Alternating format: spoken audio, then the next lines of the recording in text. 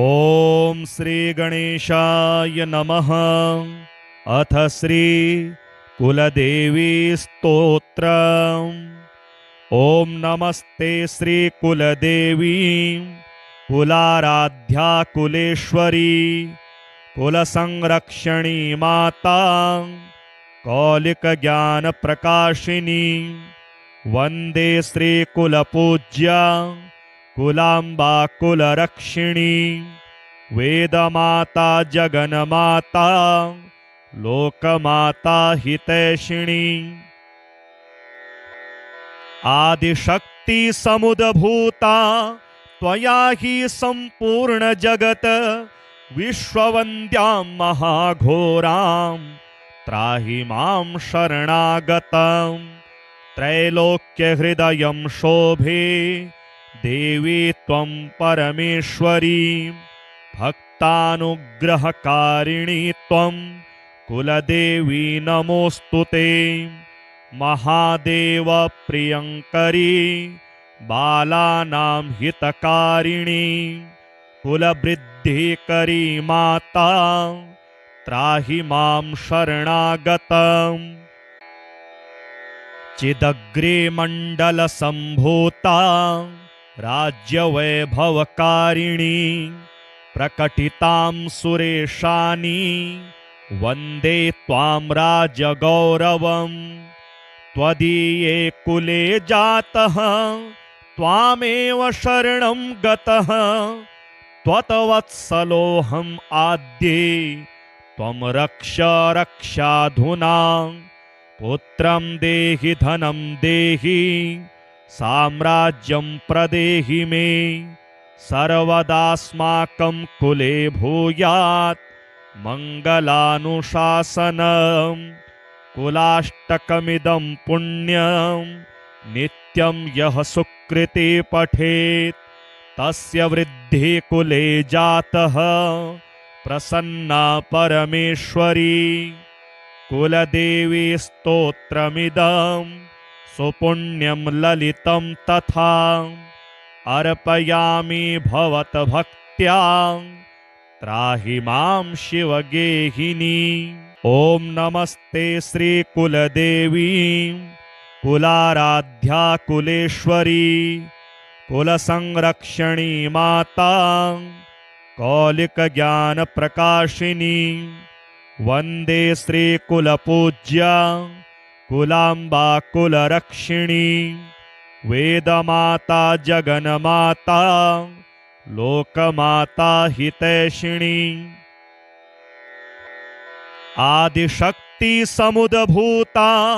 त्वया हि संपूर्ण जगत विश्ववन्द्यां महाघोरां त्राहि मां शरणागतं त्रैलोक्यहृदयं शोभे देवी त्वं परमेश्वरी भक्तानुग्रहकारिणी त्वं कुलदेवी नमोस्तुते महादेव प्रियंकरी बालानां हितकारिणी कुलवृद्धिकरी माता त्राहि मां शरणागतम् चिदग्रे मंडल संभूता राज्यवैभवकारिणी प्रकटितां सुरेशानी वन्दे त्वां राजगौरवम् त्वदीये कुले जातः त्वामेव शरणं गतः त्वत्वत्सलोऽहम् आद्ये त्वं रक्ष रक्षाधुना पुत्रं देहि धनं देहि साम्राज्यं प्रदेहि मे सर्वदास्माकं कुले भूयात् मङ्गलानुशासनं कुलाष्टकमिदं पुण्यं नित्यं यः सुकृते पठेत् तस्य वृद्धिः कुले जातः प्रसन्ना परमेश्वरी कुलदेवी स्तोत्रमिदं सुपुण्यं ललितं तथा अर्पयामि भवद्भक्त्या त्राहि मां शिवगेहिनी। ॐ नमस्ते श्रीकुलदेवी कुलाराध्या कुलेश्वरी कुलसंरक्षणी माता कौलिकज्ञानप्रकाशिनी वन्दे श्रीकुलपूज्या कुलाम्बा कुलरक्षिणी वेदमाता जगन्माता लोकमाता हितैषिणी आदिशक्ति समुद्भूता त्वया हि सम्पूर्ण जगत् विश्ववन्द्यां महाघोरां त्राहि मां शरणागतं त्रैलोक्यहृदयं शोभे देवी त्वं परमेश्वरी भक्तानुग्रहकारिणी त्वं कुलदेवी नमोऽस्तुते महादेव प्रियंकरी बालानां हितकारिणी कुलवृद्धिकरी माता त्राहि मां शरणागतम् चिदग्रे मण्डलसम्भूता राज्यवैभवकारिणी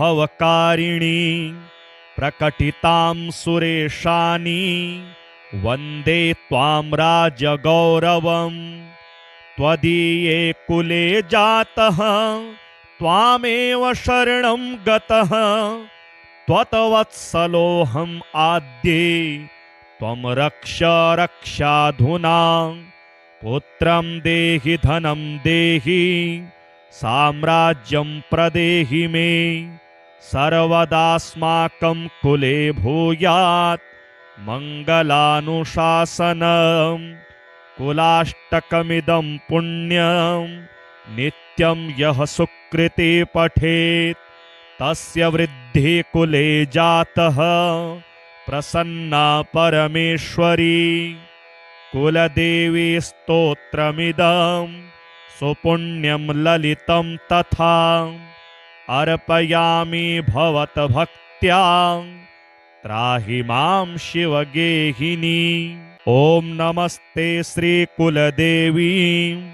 कुलाराध्या कुलेश्वरी कुलसंरक्षणी माता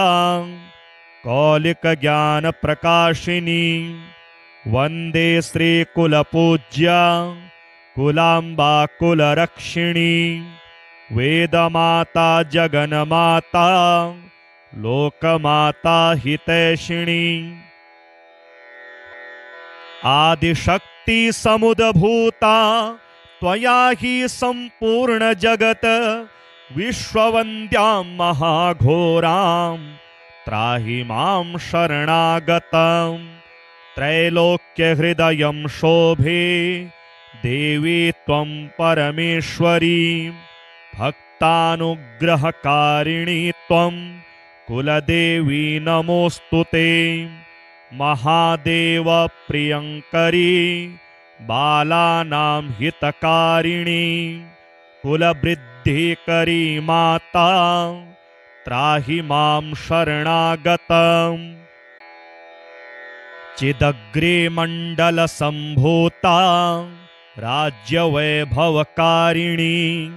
प्रकटितां सुरेशानी वन्दे त्वां राजगौरवम् त्वदीये कुले जातः त्वामेव शरणं गतः त्वत्वत्सलोऽहम् आद्ये त्वं रक्ष रक्षाधुना पुत्रं देहि धनं देहि साम्राज्यं प्रदेहि मे सर्वदास्माकं कुले भूयात् मङ्गलानुशासनम् कुलाष्टकमिदं पुण्यं नित्यं यः सुकृते पठेत् तस्य वृद्धि कुले जातः प्रसन्ना परमेश्वरी कुलदेवी स्तोत्रमिदं सुपुण्यं ललितं तथा अर्पयामि भवद्भक्त्या त्राहि मां शिवगेहिनी। ॐ नमस्ते श्रीकुलदेवी कुलाराध्या कुलेश्वरी कुलसंरक्षणी माता कौलिकज्ञानप्रकाशिनी वन्दे श्रीकुलपूज्या कुलाम्बा कुलरक्षिणी वेदमाता जगन्माता लोकमाता हितैषिणी आदिशक्ति समुद्भूता त्वया हि सम्पूर्ण जगत् विश्ववन्द्यां महाघोरां त्राहि मां शरणागतं त्रैलोक्यहृदयं शोभे देवी त्वं परमेश्वरी भक्तानुग्रहकारिणी त्वं कुलदेवी नमोऽस्तु ते महादेव प्रियंकरी बालानां हितकारिणी कुलवृद्धिकरी माता त्राहि मां शरणागतम् चिदग्रे मण्डलसम्भूता राज्यवैभवकारिणी प्रकटितां सुरेशानी वन्दे त्वां राजगौरवम् त्वदीये कुले जातः त्वामेव शरणं गतः त्वत्वत्सलोऽहम् आद्ये त्वं रक्ष रक्षाधुना पुत्रं देहि धनं देहि साम्राज्यं प्रदेहि मे सर्वदास्माकं कुले भूयात् मङ्गलानुशासनम् कुलाष्टकमिदं पुण्यं नित्यं यः सुकृते पठेत् तस्य वृद्धिः कुले जातः प्रसन्ना परमेश्वरी कुलदेवी स्तोत्रमिदं सुपुण्यं ललितं तथा अर्पयामि भवद्भक्त्या त्राहि मां शिवगेहिनी ॐ नमस्ते श्रीकुलदेवी कुलाराध्या कुलेश्वरी कुलसंरक्षणी माता कौलिकज्ञानप्रकाशिनी वन्दे श्रीकुलपूज्या कुलाम्बा कुलरक्षिणी वेदमाता जगन्माता लोकमाता हितैषिणी आदिशक्ति समुद्भूता त्वया हि सम्पूर्ण जगत् विश्ववन्द्यां महाघोरां त्राहि मां शरणागतं त्रैलोक्यहृदयं शोभे देवी त्वं परमेश्वरी भक्तानुग्रहकारिणी त्वं कुलदेवी नमोऽस्तु ते महादेव प्रियंकरी बालानां हितकारिणी कुलवृद्धिकरी माता त्राहि मां शरणागतम् चिदग्रे मण्डलसम्भूता राज्यवैभवकारिणी प्रकटितां सुरेशानी वन्दे त्वां राजगौरवम् त्वदीये कुले जातः त्वामेव शरणं गतः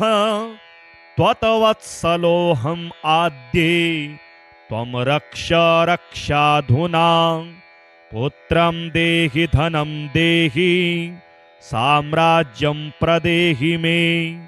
सर्वदास्माकं कुले भूयात् मङ्गलानुशासनम् कुलाष्टकमिदं पुण्यं नित्यं यः सुकृते पठेत् तस्य वृद्धिः कुले जातः प्रसन्ना परमेश्वरी कुलदेवी स्तोत्रमिदं सुपुण्यं ललितं तथा अर्पयामि भवद्भक्त्या त्राहि मां शिवगेहिनी ॐ नमस्ते श्रीकुलदेवी कुलाराध्या कुलेश्वरी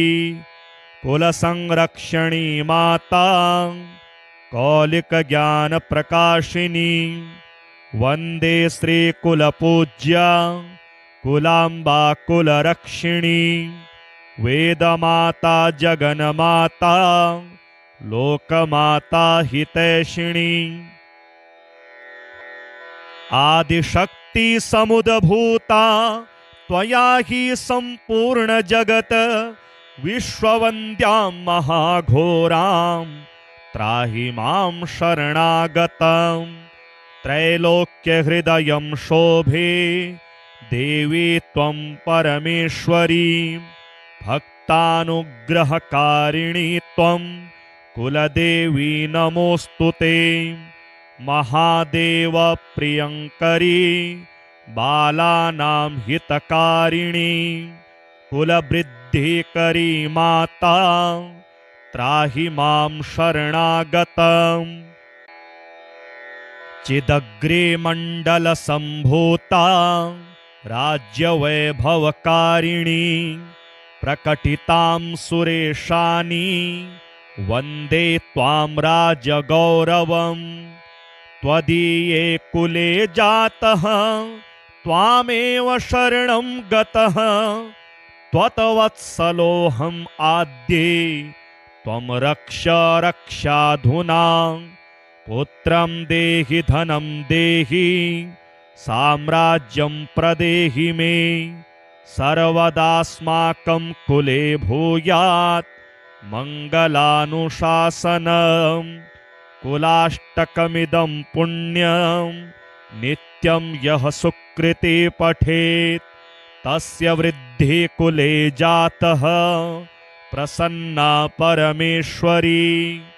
कुलदेवी स्तोत्रमिदं सुपुण्यं ललितं तथा अर्पयामि भवद्भक्त्या त्राहि मां शिवगेहिनी ॐ नमस्ते श्रीकुलदेवी कुलाराध्या कुलेश्वरी कुलसंरक्षणी माता कौलिकज्ञानप्रकाशिनी वन्दे श्रीकुलपूज्या कुलाम्बा कुलरक्षिणी वेदमाता जगन्माता लोकमाता हितैषिणी आदिशक्ति समुद्भूता त्वया हि सम्पूर्ण जगत् विश्ववन्द्यां महाघोरां त्राहि मां शरणागतं त्रैलोक्यहृदयं शोभे देवी त्वं परमेश्वरी भक्तानुग्रहकारिणी त्वं कुलदेवी नमोऽस्तुते महादेव प्रियंकरी बालानां हितकारिणी कुलवृद्धिकरी माता त्राहि मां शरणागतम् चिदग्रे मण्डलसम्भूता राज्यवैभवकारिणी प्रकटितां सुरेशानी वन्दे त्वां राजगौरवम्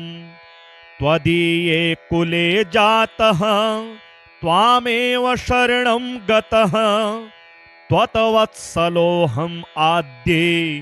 त्वं रक्ष रक्षाधुना पुत्रं देहि धनं देहि साम्राज्यं प्रदेहि मे सर्वदास्माकं कुले भूयात् मङ्गलानुशासनम् कुलाष्टकमिदं पुण्यं नित्यं यः सुकृते पठेत् तस्य वृद्धिः कुले जातः प्रसन्ना परमेश्वरी कुलदेवी स्तोत्रमिदं सुपुण्यं ललितं तथा अर्पयामि भवद्भक्त्या त्राहि मां शिवगेहिनी ॐ नमस्ते श्रीकुलदेवी कुलाराध्या कुलेश्वरी कुलसंरक्षणी माता कौलिकज्ञानप्रकाशिनी वन्दे श्रीकुलपूज्या कुलाम्बा कुलरक्षिणी वेदमाता जगन्माता लोकमाता हितैषिणी आदिशक्ति आदिशक्तिसमुद्भूता त्वया हि सम्पूर्णजगत् विश्ववन्द्यां महाघोरां त्राहि मां शरणागतं त्रैलोक्यहृदयं शोभे देवी त्वं परमेश्वरी भक्तानुग्रहकारिणी त्वं कुलदेवी नमोऽस्तु ते महादेव प्रियङ्करी बालानां हितकारिणी कुलवृद्धिकरी माता त्राहि मां शरणागतम् चिदग्रे मण्डलसम्भूता राज्यवैभवकारिणी प्रकटितां सुरेशानी वन्दे त्वां राजगौरवम् त्वदीये कुले जातः त्वामेव शरणं गतः त्वत्वत्सलोऽहम् आद्ये त्वं रक्ष रक्षाधुना पुत्रं देहि धनं देहि साम्राज्यं प्रदेहि मे सर्वदास्माकं कुले भूयात् मङ्गलानुशासनम् कुलाष्टकमिदं पुण्यं नित्यं यः सुकृते पठेत् तस्य वृद्धि कुले जातः प्रसन्ना परमेश्वरी कुलदेवी स्तोत्रमिदं सुपुण्यं ललितं तथा अर्पयामि भवद्भक्त्या त्राहि मां शिवगेहिनी। ॐ नमस्ते श्रीकुलदेवी कुलाराध्या कुलेश्वरी कुलसंरक्षणी माता कौलिकज्ञानप्रकाशिनी वन्दे श्रीकुलपूज्या कुलाम्बा कुलरक्षिणी वेदमाता जगन्माता लोकमाता हितैषिणी आदिशक्तिसमुद्भूता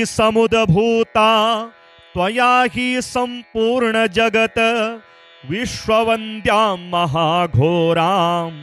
त्राहि मां शरणागतं त्रैलोक्यहृदयं शोभे देवी त्वं परमेश्वरी भक्तानुग्रहकारिणी त्वं कुलदेवी नमोऽस्तु ते महादेव प्रियङ्करी बालानां हितकारिणी कुलवृद्धिकरी माता त्राहि मां शरणागतम्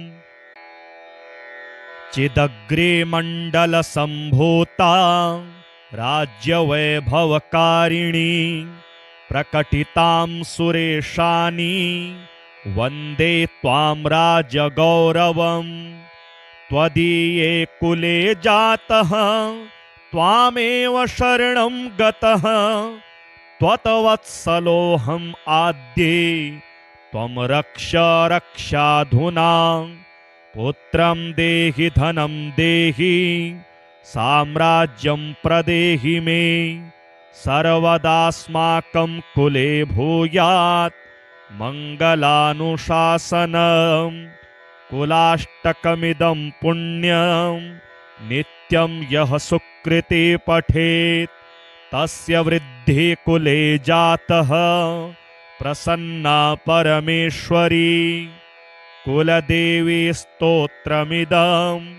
सुपुण्यं ललितं तथा अर्पयामि भवद्भक्त्या त्राहि मां शिवगेहिनी। ॐ नमस्ते श्रीकुलदेवी कुलाराध्या कुलेश्वरी कुलसंरक्षणी माता कौलिकज्ञानप्रकाशिनी वन्दे श्रीकुलपूज्या कुलाम्बा कुलरक्षिणी वेदमाता जगन्माता लोकमाता हितैषिणी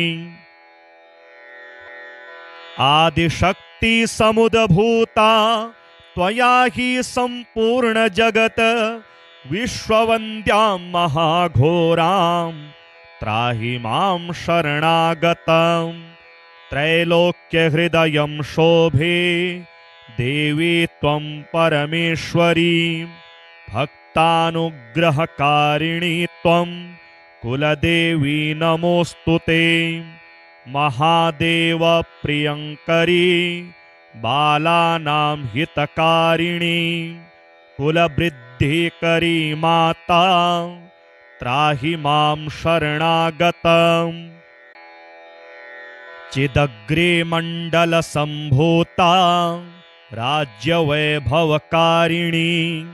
प्रकटितां सुरेशानी वन्दे त्वां राजगौरवम् त्वदीये कुले जातः त्वामेव शरणं गतः त्वत्वत्सलोऽहम् आद्ये त्वं रक्ष रक्षाधुना पुत्रं देहि धनं देहि साम्राज्यं प्रदेहि मे सर्वदास्माकं कुले भूयात् मङ्गलानुशासनम् कुलाष्टकमिदं पुण्यं नित्यं यः सुकृते पठेत् तस्य वृद्धिः कुले जातः प्रसन्ना परमेश्वरी कुलदेवी स्तोत्रमिदं सुपुण्यं ललितं तथा अर्पयामि भवद्भक्त्या त्राहि मां शिवगेहिनी। ॐ नमस्ते श्रीकुलदेवी कुलाराध्या कुलेश्वरी कुलसंरक्षणी माता कौलिकज्ञानप्रकाशिनी वन्दे श्रीकुलपूज्या कुलाम्बा कुलरक्षिणी वेदमाता जगन्माता लोकमाता हितैषिणी आदिशक्ति समुद्भूता त्वया हि सम्पूर्ण जगत विश्ववन्द्यां महाघोरां त्राहि मां शरणागतं त्रैलोक्यहृदयं शोभे देवी त्वं परमेश्वरी भक्तानुग्रहकारिणी त्वं कुलदेवी नमोऽस्तु ते महादेव प्रियङ्करी बालानां हितकारिणी कुलवृद्धिकरी माता त्राहि मां शरणागतम् चिदग्रे मण्डलसम्भूता राज्यवैभवकारिणी प्रकटितां सुरेशानी वन्दे त्वां राजगौरवम् त्वदीये कुले जातः त्वामेव शरणं गतः त्वत्वत्सलोऽहम् आद्ये त्वं रक्ष रक्षाधुना पुत्रं देहि धनं देहि साम्राज्यं प्रदेहि मे सर्वदास्माकं कुले भूयात् मङ्गलानुशासनम् कुलाष्टकमिदं पुण्यं नित्यं यः सुकृते पठेत् तस्य वृद्धिः कुले जातः प्रसन्ना परमेश्वरी कुलदेवी स्तोत्रमिदं सुपुण्यं ललितं तथा अर्पयामि भवद्भक्त्या त्राहि मां शिवगेहिनी। ॐ नमस्ते श्रीकुलदेवी कुलाराध्या कुलेश्वरी कुलसंरक्षणी माता कौलिकज्ञानप्रकाशिनी वन्दे श्रीकुलपूज्या कुलाम्बा कुलरक्षिणी वेदमाता जगन्माता लोकमाता हितैषिणी आदिशक्ति समुद्भूता त्वया हि सम्पूर्ण जगत विश्ववन्द्यां महाघोरां त्राहि मां शरणागतं त्रैलोक्यहृदयं शोभे देवी त्वं परमेश्वरी भक्त भक्तानुग्रहकारिणी त्वं कुलदेवी नमोऽस्तु ते। महादेव प्रियङ्करी बालानां हितकारिणी कुलवृद्धिकरी माता त्राहि मां शरणागतम्। चिदग्रे मण्डलसम्भूता राज्यवैभवकारिणी प्रकटितां सुरेशानी वन्दे त्वां राजगौरवम्। त्वदीये कुले जातः त्वामेव शरणं गतः त्वत्वत्सलोऽहम् आद्ये त्वं रक्ष रक्षाधुना। पुत्रं देहि धनं देहि साम्राज्यं प्रदेहि मे सर्वदास्माकं कुले भूयात् मङ्गलानुशासनम्। कुलाष्टकमिदं पुण्यं नित्यं यः सुकृते पठेत् तस्य वृद्धिः कुले जातः प्रसन्ना परमेश्वरी।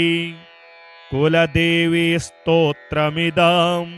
सुपुण्यं ललितं तथा अर्पयामि भवद्भक्त्या त्राहि मां शिवगेहिनी। ॐ नमस्ते श्रीकुलदेवी कुलाराध्या कुलेश्वरी कुलसंरक्षणी माता कौलिकज्ञानप्रकाशिनी। वन्दे श्रीकुलपूज्या कुलाम्बा कुलरक्षिणी वेदमाता जगन्माता लोकमाता हितैषिणी। आदिशक्ति समुद्भूता त्वया हि सम्पूर्ण जगत् विश्ववन्द्यां महाघोरां त्राहि मां शरणागतम्। त्रैलोक्यहृदयं शोभे देवी त्वं परमेश्वरी भक्तानुग्रहकारिणी त्वं कुलदेवी नमोऽस्तु ते। महादेव प्रियङ्करी बालानां हितकारिणी कुलवृद्धिकरी माता त्राहि मां शरणागतम्। चिदग्रे मण्डलसम्भूता राज्यवैभवकारिणी प्रकटितां सुरेशानी वन्दे त्वां राजगौरवम्। त्वदीये कुले जातः त्वामेव शरणं गतः त्वत्वत्सलोऽहम् आद्ये त्वं रक्ष रक्षाधुना। पुत्रं देहि धनं देहि साम्राज्यं प्रदेहि मे सर्वदास्माकं कुले भूयात् मङ्गलानुशासनम्। कुलाष्टकमिदं पुण्यं नित्यं यः सुकृते पठेत् तस्य वृद्धिः कुले जातः प्रसन्ना परमेश्वरी। कुलदेवी स्तोत्रमिदं सुपुण्यं ललितं तथा अर्पयामि भवद्भक्त्या त्राहि मां शिवगेहिनी। ॐ नमस्ते श्रीकुलदेवी कुलाराध्या कुलेश्वरी कुलसंरक्षणी माता कौलिकज्ञानप्रकाशिनी। वन्दे श्रीकुलपूज्या कुलाम्बा कुलरक्षिणी वेदमाता जगन्माता लोकमाता हितैषिणी। आदिशक्ति समुद्भूता त्वया हि सम्पूर्ण जगत् विश्ववन्द्यां महाघोरां त्राहि मां शरणागतम्। त्रैलोक्यहृदयं शोभे देवी त्वं परमेश्वरी भक्तानुग्रहकारिणी त्वं कुलदेवी नमोऽस्तु ते। महादेव प्रियङ्करी बालानां हितकारिणी कुलवृद्धिकरी माता त्राहि मां शरणागतम्